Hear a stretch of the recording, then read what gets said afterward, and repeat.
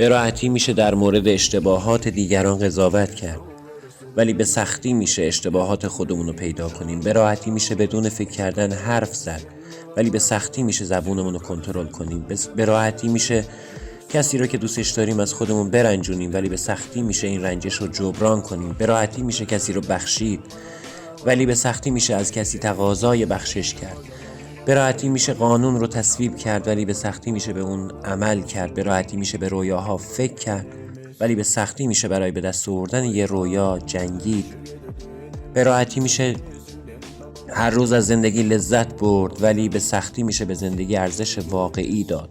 به راحتی میشه به کسی قول داد، ولی به سختی میشه به اون قول عمل کرد. به راحتی میشه اشتباه کرد، ولی به سختی میشه از اون اشتباه درس گرفت. مواظب این به راحتی ها باشیم تا زندگی رو به راحتی هدر ندیم.